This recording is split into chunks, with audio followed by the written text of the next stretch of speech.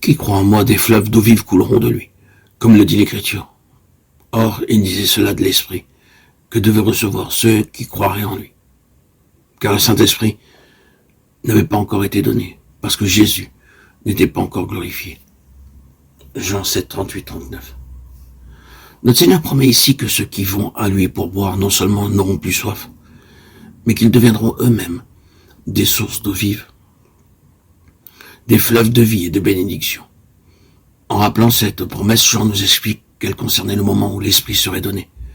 Il nous dit aussi la raison de ce délai. Le Saint-Esprit n'avait pas encore été donné parce que Jésus n'était pas encore glorifié.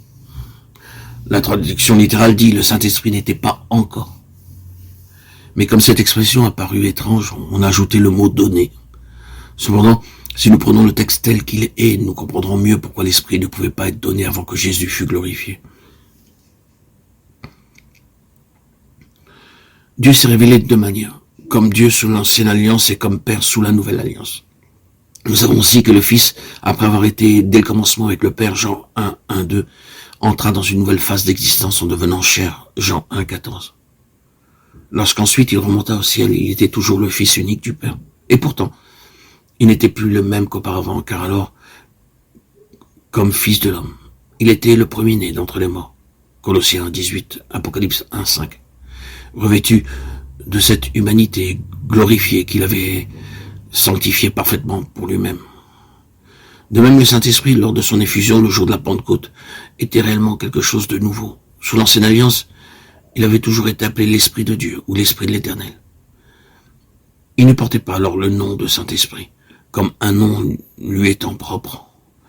Dans les seuls passages, psaume 51, 13, Ésaïe 3, 10, 11, ou d'après quelques versions, le mot saint se trouve joint à celui d'esprit. Le texte hébreu dit l'esprit de sa sainteté. C'est donc comme l'Esprit de Dieu qu'il est mentionné, non comme troisième personne de la Trinité.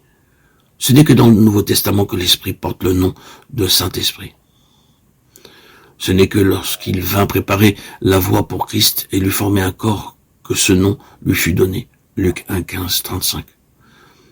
Le jour de la Pentecôte, il fut envoyé comme l'Esprit de Jésus glorifié, l'Esprit du Christ incarné, crucifié et élevé au ciel, pour nous apporter et nous communiquer la vie divine, non une vie venant directement de Dieu, mais la vie mêlée de nature humaine dont avait vécu Jésus-Christ sur la terre. C'est alors qu'il prend le nom de Saint-Esprit, car c'est en habitant en nous que Dieu nous révèle sa sainteté. Il est donc littéralement vrai de dire de l'Esprit qui demeurait en Jésus, homme, et qui devait plus tard demeurer en nous. Le Saint-Esprit n'était pas encore. L'Esprit de Jésus glorifié, du Fils de l'homme devenu Fils de Dieu, ne pouvait pas exister avant que Jésus eût été glorifié.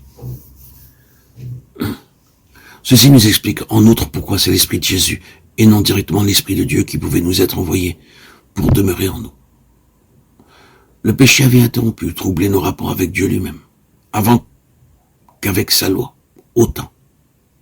Et avec la faveur divine, nous avons perdu la vie divine. Christ est venu non seulement affranchir l'homme de la loi et de la malédiction de la loi, mais ramener la nature humaine à Dieu, rétablir sa communauté avec lui et nous faire participer de la nature divine. 2 Pierre 1, 4.